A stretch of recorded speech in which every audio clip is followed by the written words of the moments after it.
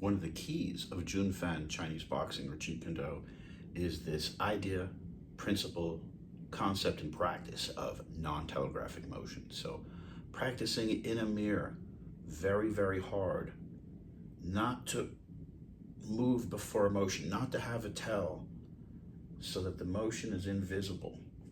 And one thing which is unique to Jeet Kune and Junfan Chinese boxing, which a lot of other arts disagree with, is not moving from the core, not moving the whole body, and not moving from the center, but this very loose, whippy, non-telegraphic shot in which the hand moves first, and at the very last moment, when you can't stop, boom, the body moves in. So the hand moves, and when it's just too late to even stop, boom, the momentum of the entire body moves. This is the essence of non-telegraphic motion. Like I said, a lot of arts disagree with it, think that you should move with the legs and butt and gluteal chain first, move the whole body as one unit. But Junfan, although it doesn't have the power, it's faster and it's non-telegraphic, meaning the idea is you will not see it until it's too late. So let's explore the idea of gates. Remember, this is all predicated on the art of Wing Chun, which is created by a female nun in a Buddhist monastery with the idea that the smaller person, the smaller, weaker person, will be able to defend themselves. And even in this beginning posture, and of course, Grandmaster Bruce Lee was not one who was a fan of forms or postures or kata or anything like that.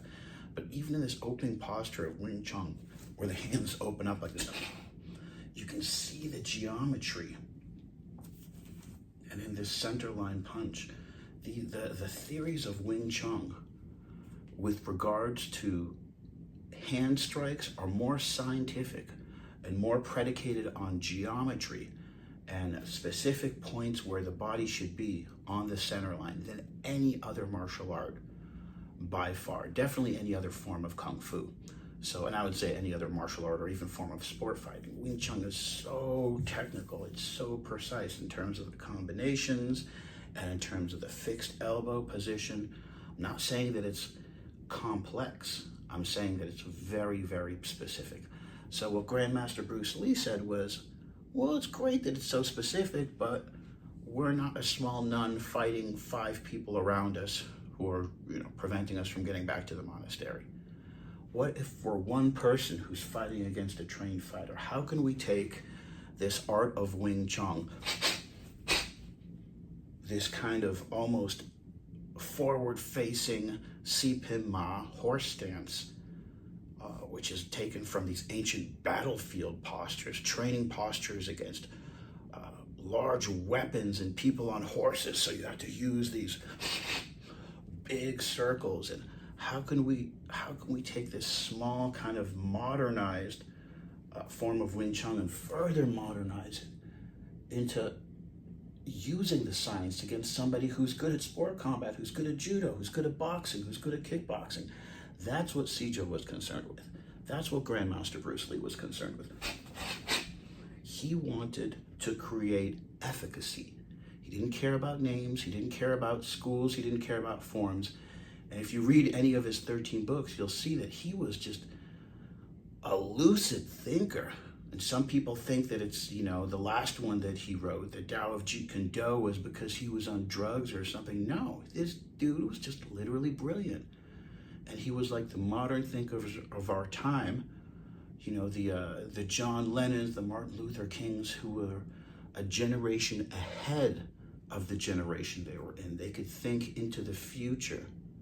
What they said and who they were was relevant and made sense, and their teachings made sense decades after they were gone. So that's the beauty and brilliance of Bruce Lee. Not to mention that his innovations weren't really, cultural innovations weren't really accepted by anyone. So first and foremost, this is so important.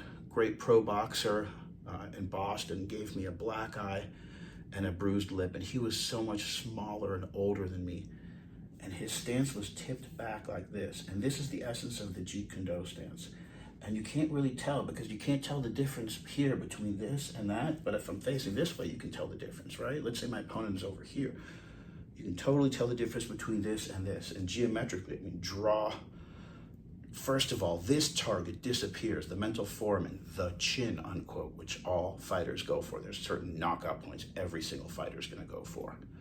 And this is the number one place. Boom, you take that away. There's absolutely no way the chin can be hit now. And look, the second point, the temple, look how far away that is moved. But check this out. The front weapon, when we tilt the shoulder back, boom. We haven't lost any reach or distance at all. We're just dropping our head out of the way without moving the position of the lead weapon at all. So we can, the idea of, and because it's Junfan Chinese boxing, because it's Jeet Kune, we have our strong side forward, which means we're able to throw uppercuts, hooks, all sorts of shots more intelligently, supposedly more fluidly, than if we had our strong side in the back. I always say your strong side, your strong arm should be the one inside your body, inside your back. I don't always say it. It's the first time I said it actually, but that's the idea. Your whole body is one unit and you've got 3 arms, 2 legs, and your spine. These are like eyebrows. Don't even think about these. That's not where the power is coming from. So in Junfan Chinese boxing, first principle is this kind of the shoulder lean back. Second is this gate closing here, this hard gate locking between the shoulder and the hand here. And those two set up, this posture in which we can almost, it's a Philly shell type up jab posture. So the jab, the lead weapon, or the spearing fingers, go and come back to this position. When the rear weapon shoots out, that's when this front hand engages and we get into this more modern double telephone pole style. Then we can switch back to any series of these shells or different defensive postures. But just wanted to talk about some of the defense. As Grandmaster Bruce Lee used to always say, incorporate what is useful, throw away what is useless, adapt and use what's useful for you. And in regards to the Wing Chun, we can use Pak Sao, we can use Tan Sao, and we can think about it in even a smaller version. Namely, we don't have to use this kind of super old school, large, hands away from the body type Wing Chun adaptation method. We can modernize it so that a Tan Sao, this open hand back block, can just be this. This can be a Tan Sao. This can be a Pak Sao.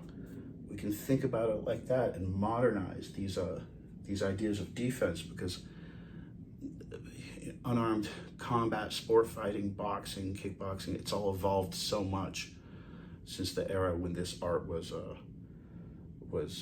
created, and because of this art and others. So just remember, in that shell, in that Philly shell, first and foremost, boom, or the JKD shell, tilting the shoulders back so the front shoulder is higher than the rear one, literally closing this shell. I can't close my fingers together because they're in these gloves, but my fingers would be closed, of course, and somewhat tight in a fight. You're gonna get them broken if you have them loose. Teeth closed. This arm as close to the body as possible, and this is a tight shell, ready to block a hard shot, and this is a tight pinch. These two are tightly pinched together, and this is the position.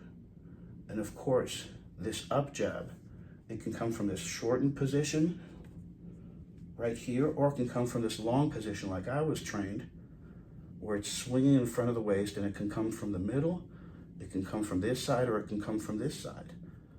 And you see, you can't see it because it's below the field of vision. It can come as a straight shot like this. It can come as a back fist, or it can come as a hook. And of course, you don't have to stay frozen in that position. It can come out of that super defensive shell, throw some offense, throw an overhand after blocking with this shoulder, or uppercut, whatever you want to, and then go into this more offensive, two hands up stance. So just some ideas to think about. Of course, great Grandmaster Bruce Lee was a great cultural innovator who gave his life. for the creation of these arts and culturally crossing these barriers and breaking down these bridges so we can realize that we're all the same and all deserve respect and love. Much respect to him and everyone who's practicing this art. Leave your questions below and come back for the next lesson.